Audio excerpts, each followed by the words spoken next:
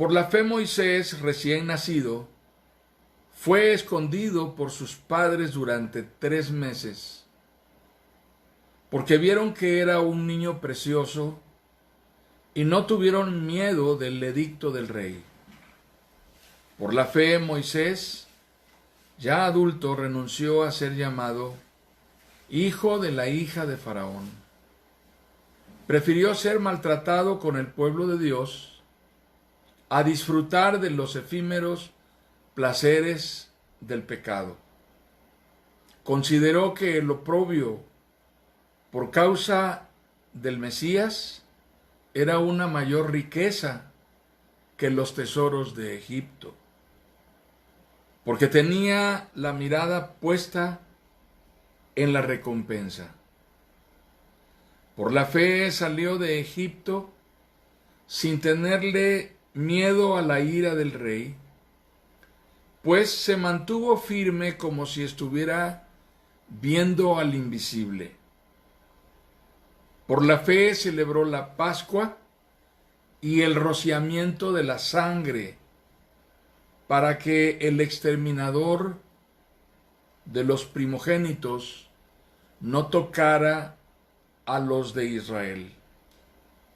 Por la fe el pueblo cruzó el Mar Rojo como por tierra seca, pero cuando los egipcios intentaron cruzarlo, se ahogaron. Hebreos 11, 23 al 29. Escuchamos la Nueva Versión Internacional.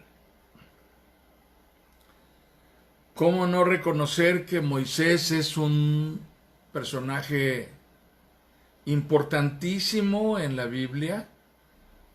Es un personaje central en la historia de Israel. Moisés es un personaje protagónico de gran impacto en la memoria de la fundación. Realmente a Moisés se le considera el fundador de la nación, aunque el padre de la nación es Abraham. En el aspecto constitutivo y en el aspecto estrictamente jurídico,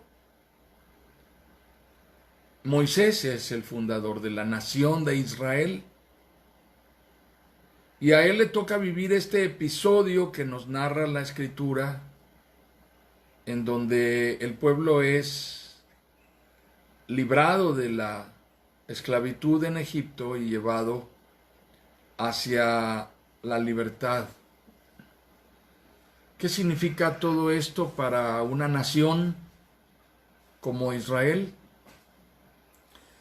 Pues significa el todo en muchos sentidos, porque explica, le da sentido, le da respuesta complementaria a la pregunta de dónde venimos y a dónde vamos. Hay un lapso de historia previo a Moisés que abarca un periodo de 450 años que Dios le profetizó a Jacob que su pueblo viviría.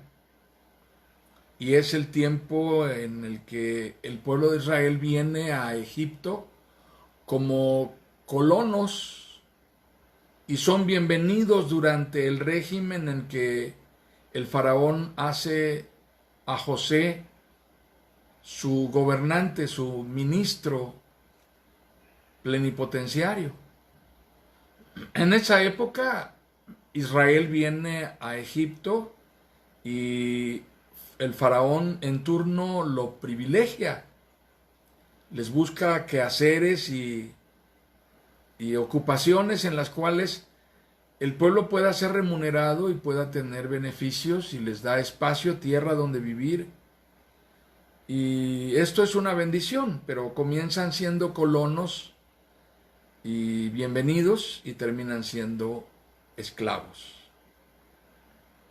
En esta historia de 450 años de servidumbre, para un pueblo representa generaciones. ¿Cuántas generaciones? De hijos de Israel que nacieron en Egipto, que crecieron en Egipto, y mantener una identidad, una idiosincrasia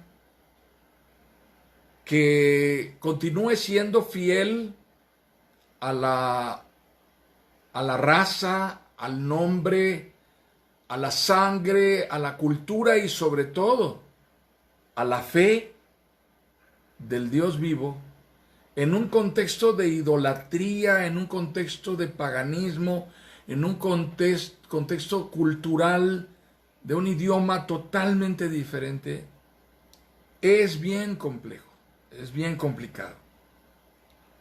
Así que cuando se dan este tipo de situaciones a lo largo de 450 años, con tantas generaciones de por medio de hijos de Israel nacidos durante la esclavitud, cuando Moisés nace, se está viviendo un momento muy crítico,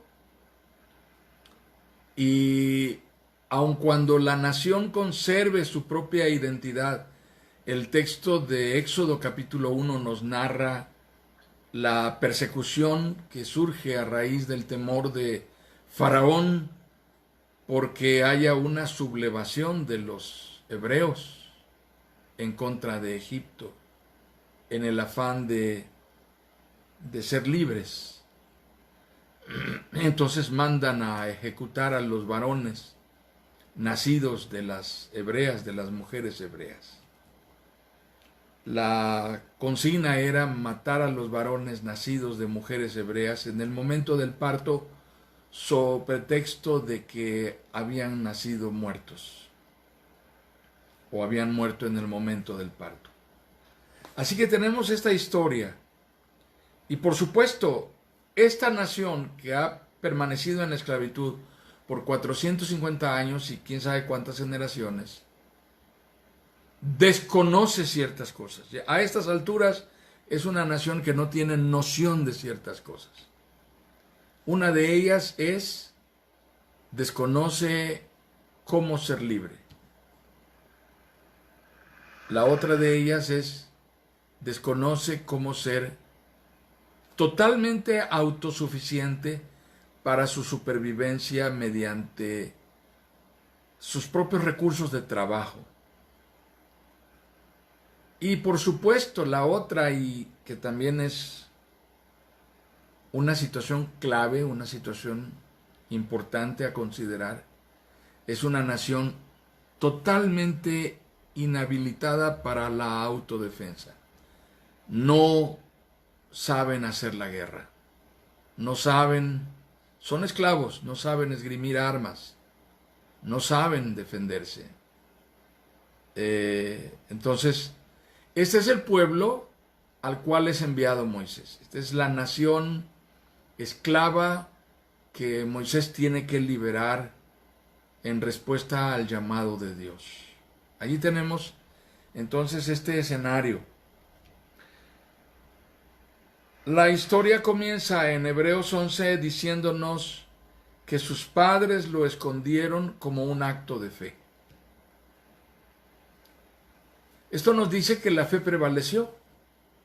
En el fondo de la identidad de esta nación esclava, aún existía un elemento de fe que les permitió sobrevivir al impacto de la cultura y de la religiosidad pagana e idolátrica de Egipto. Era una diferencia descomunal, hermanos. Ellos creían en un Dios vivo, un Dios omnipotente, un Dios con soberanía, un Dios glorioso, creador. El concepto que ellos tenían de Dios era dimensionado de una manera muy indescriptible, en tanto que los egipcios tenían deidades asociadas con oscurantismo, deidades asociadas con mitos de índole demoníaco. Es interesante, ¿verdad? Pero observemos cuáles eran las deidades con las cuales estaban identificados los egipcios. Y por supuesto que esto era un extremo completamente opuesto. Y ellos, mantener la fe para esta nación hebrea en estas circunstancias debió haber sido el objeto de un proceso muy minucioso, muy cuidadoso. Y no sucedía en la sinagoga, no tenían derecho, no había un lugar donde congregarse, donde seguir la cátedra, como sucedió después cuando la nación estuvo constituida y el pueblo ya estaba establecido en la tierra prometida. En esta época no habían las facilidades para enseñar la fe, no tenían los textos que nosotros tenemos, solamente prevalecían las tradiciones orales de la creación y de los antecedentes de los patriarcas, la historia de los orígenes que nosotros ya leímos en Hebreos 11 y con la cual nos relacionamos un poco al leer la vida de Abraham. Así que esto era lo que estaban transmitiendo. ¿Cómo ayudarles a mis hijos nacidos en la esclavitud? Diciéndoles, mira, nosotros no somos cualquier hijo de vecino. Nosotros somos una nación elegida por Dios. ¿Cómo ayudar a los que vienen creciendo, están naciendo bajo este régimen de esclavitud a entender que hemos sido llamados por Dios a un trato excepcional en el entorno de las naciones que habitan el mundo?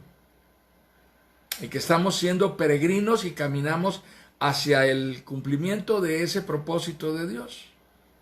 No parece haber evidencia de nada de eso.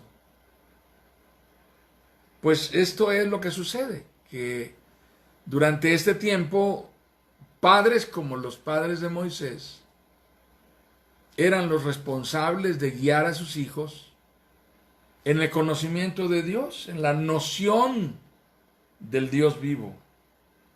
Padres como los padres de Moisés eran los responsables de introducir a sus hijos en la fe, ¿verdad? ¿Qué significado tiene esto para nosotros? ¿Cómo podemos entenderlo? Pues fue evidentemente un proceso difícil. ¿Les parece que así lo fue? En realidad lo fue, hermanos. Un proceso complejo que duró 450 años. En ese contexto, en ese entorno histórico, es en donde nace Moisés. Es una historia impactante, sin lugar a dudas, apasionante, no por poco, no por menos. Moisés es un superhéroe de la Biblia. Moisés es considerado un hombre gigantesco en la narrativa hebrea. El respeto que se tiene por Moisés, yo creo que bien podemos nosotros identificar que en la Biblia, en la historia del Antiguo Testamento, hay 3 personajes esencialmente respetados y exaltados históricamente, y estos 3 personajes en la historia de Israel son básicamente Abraham, en primer lugar, después Moisés y en tercer lugar David. Estos son los 3 grandes hombres de la historia de Israel, de los cuales podemos advertir que hay un reconocimiento histórico, una valoración significativa de su importancia en la historia de la fundación de esta nación. Estamos en este punto en la historia de Moisés según la versión de Hebreos capítulo 11.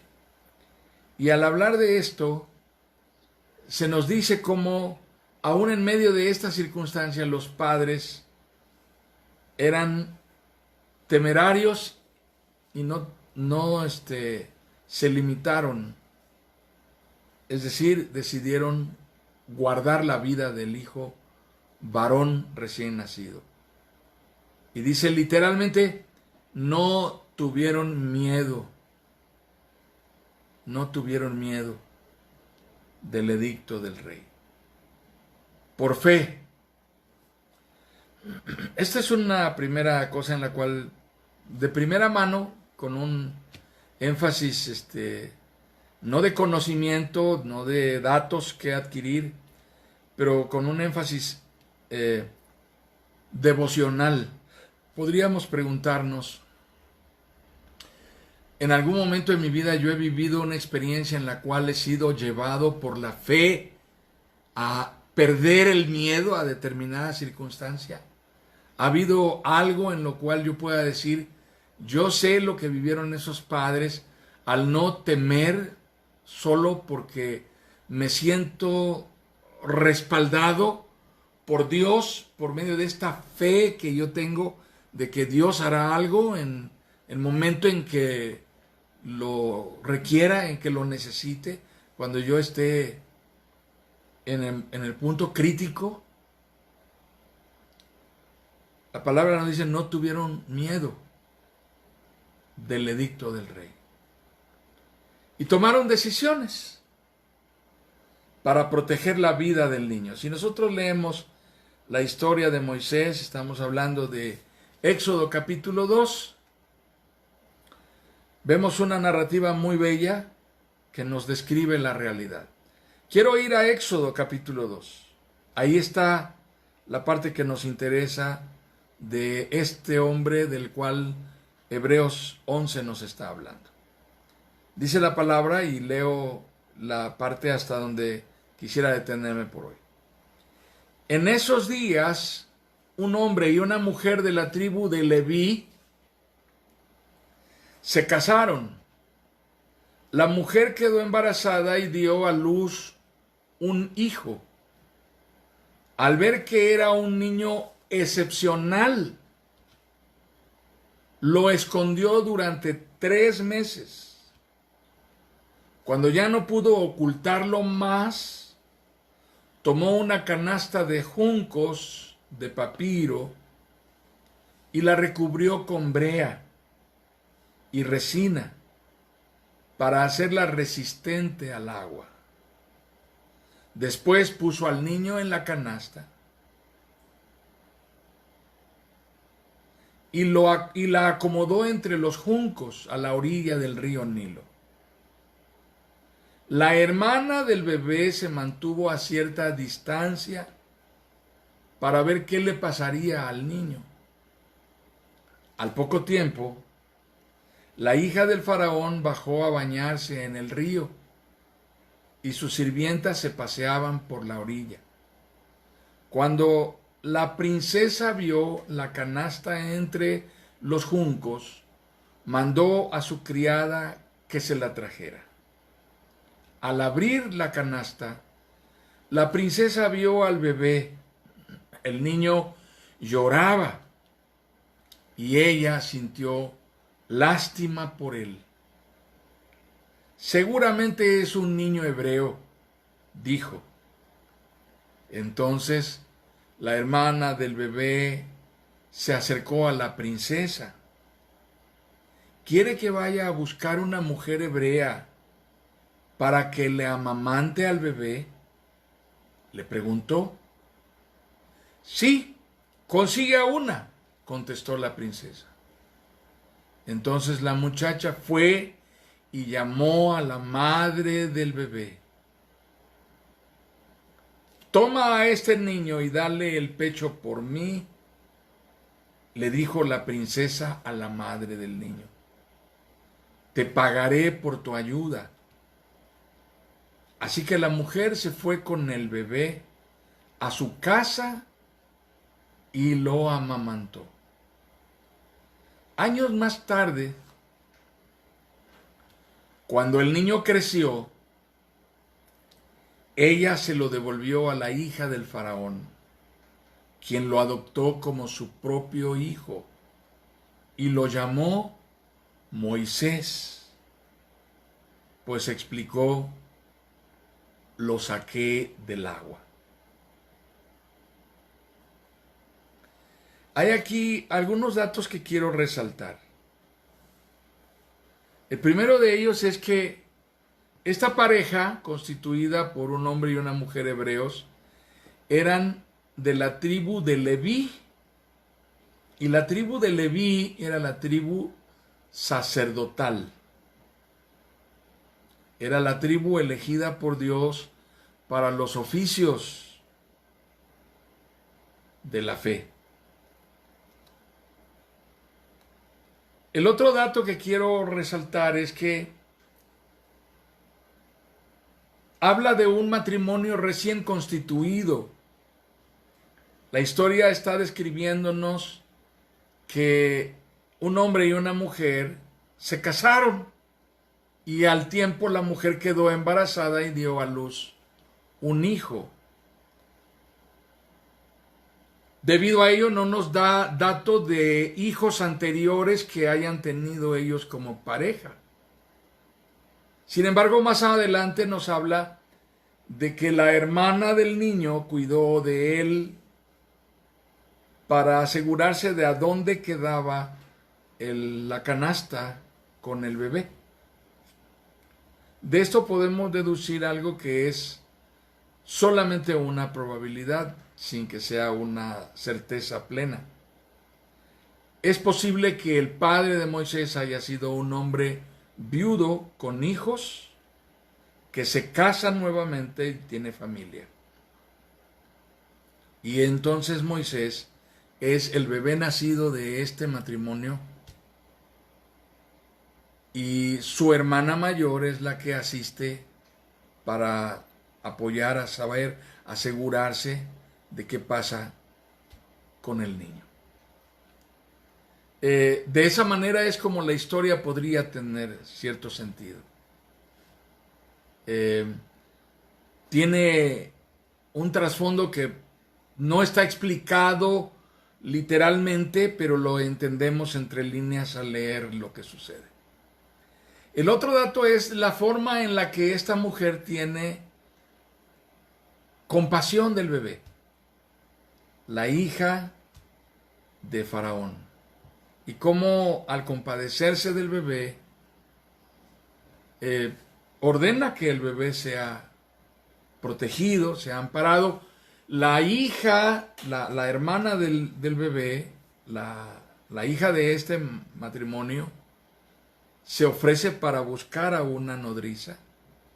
Y resulta que la nodriza es exactamente la madre del bebé, que tendrá a su cuidado a su propio hijo para hacerse cargo de él. Es muy elocuente lo que sucede, es muy significativo y es muy trascendente en términos de la providencia de Dios lo que sucede. Porque la madre se hace cargo de criar a su propio hijo, lo cual le da sentido al carácter de Moisés y a la formación de este hombre como un hebreo, con principios, con un concepto de Dios, con una claridad de valores recibidos desde su propia madre. Cuando el niño es entregado a la hija de Faraón, a la princesa, y ésta lo recibe y le da nombre, el niño llega a un universo de privilegios en donde seguramente se vio sorprendido, pero terminó de crecer. Lo que podríamos entender fue su pubertad, su adolescencia y su juventud. Y Moisés madura en esta etapa de su vida, hasta que a cierta edad deserta de una manera sorprendente. Creo que es una cosa interesante y muy valiosa, muy importante, que por favor ustedes tomen tiempo para leer la historia de Moisés. Tomen tiempo para leer la historia de Moisés desde este instante en el cual es entregado a la princesa, hija de Faraón, hasta el momento en el cual Dios lo llama en el monte, a través de la zarza ardiendo. Tengamos presente esta información y ocupémonos de ella en la semana, que nos sea útil para poder continuar nuestra conversación sobre esta historia de Moisés. Pero bueno, aquí hay varias conclusiones que vale la pena resaltar. Por supuesto, hay cuando menos 7 aspectos que quisiera mencionar. Moisés no solamente es un hito en la historia de Israel, sino que es un parteaguas en la historia del trato de Dios con sus elegidos. Lo que pasa en la vida de Moisés va a significar una marca indeleble para todo aquel que arriba a la fe en el Dios vivo desde cualquier momento de la historia, en cualquier circunstancia geográfica y desde cualquier trasfondo étnico, racial, lingüístico o religioso. Quien llegue a la fe en el Dios vivo revelado en las Escrituras tiene que ver con Moisés y tiene que saber de la historia de este hombre. Entonces quiero resaltar algunos de estos aspectos como parte de nuestro estudio de hoy y hasta donde nos estaríamos deteniendo.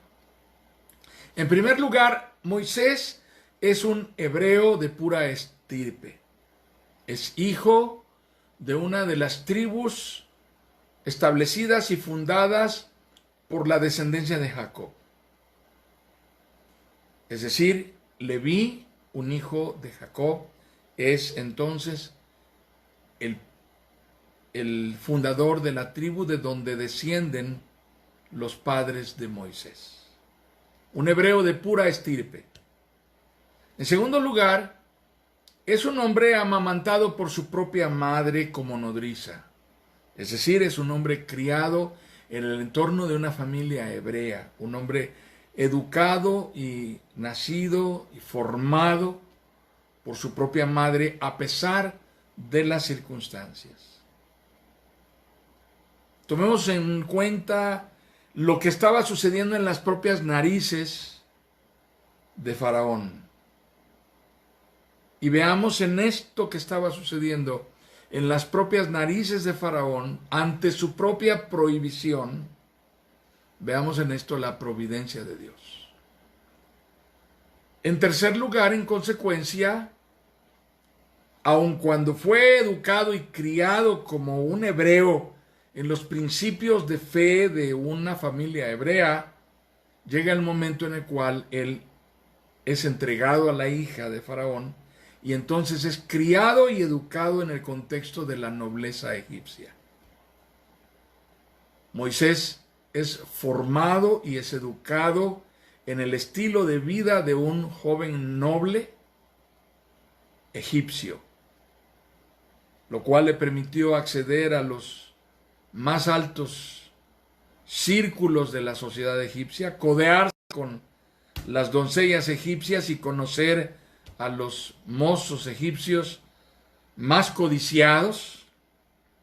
Y por lo tanto, estamos hablando de una situación muy privilegiada. En cuarto lugar, Moisés es un príncipe egipcio heredero de la hija de Faraón. Si bien no podría aspirar al trono de Egipto, era un hombre respetable, con una dignidad y con un rango de heredero de la hija de Faraón. Esa era una situación excepcional. En quinto lugar, Moisés toma una decisión radical en su vida que lo lleva a desertar de sus privilegios, como veremos en la historia que leeremos después, para refugiarse en el desierto. Refugiarse en el desierto tiene una implicación agregada a esto. Deserta de sus privilegios en el palacio real para ir a refugiarse en el inhóspito desierto. Pero ¿qué significa esto? Este es el otro aspecto. Adquiere, en consecuencia, una forma de vida pastoril. Aprende a sobrevivir, a desempeñarse y a ejercitar los oficios propios del desierto. Por lo tanto, se convierte en un pastor beduino, cuidador de rebaños que sobreviven en el desierto, adaptado totalmente al entorno de la aridez del desierto. ¿Qué significa esto? Que Moisés conoció y recorrió palmo a palmo todos los senderos por los que los pastores llevaban sus rebaños en el desierto y supo cuáles eran las regiones cambiantes de un extremo a otro del desierto, porque las familias que habitan en el desierto son nómadas y están en permanente movimiento a lo largo del año, de acuerdo a las estaciones en donde sus ganados pueden sobrevivir, porque el elemento fundamental de la supervivencia es el agua. Y entonces ellos tienen que emigrar a donde hay agua. Y Moisés aprendió esto. Conoció el desierto, lo cual significa sabía por dónde transitar, cómo sobrevivir en el desierto. Y en séptimo lugar, Moisés experimenta, y este es quizá el punto focal de nuestra pausa para este día, Moisés experimenta un encuentro personal con el Dios vivo, revelado desde la antigüedad. Experimenta un encuentro personal con el Dios revelado en la montaña. Es el Dios que se manifiesta a él hablándole desde la zarza ardiente.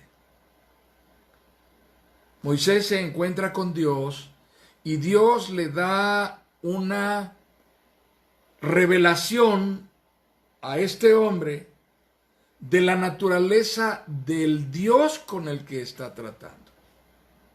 En este episodio de la historia, Moisés no solamente sabe quién es realmente este Dios enfrente del cual está, cuál es su naturaleza, cuáles pueden ser las consecuencias para un hombre de encontrarse con Dios. Puede testificar de lo que significa sobrevivir a un encuentro con Dios. Pero aún más, Moisés es en las Escrituras el primer protagonista de la historia sagrada, el primer protagonista de la historia de la salvación, que conoce el nombre de Dios. ¿Qué significa esto? Nunca antes de Moisés el nombre de Dios le había sido revelado a un hombre. Así que esto habla del carácter excepcional del trato. El carácter excepcional del trato al cual Dios está llamando a este hombre. Seguramente una de las cosas que nos van a impresionar al leer la historia de Moisés será los procesos y los períodos de tiempo en los cuales Moisés vivió los grandes momentos de su experiencia. A los 40 años huye de Egipto, a los 80 años es llamado por Dios. Estos lapsos tan exactos, tan precisos, parecen tener un significado especial que entendemos desde donde lo leemos nosotros.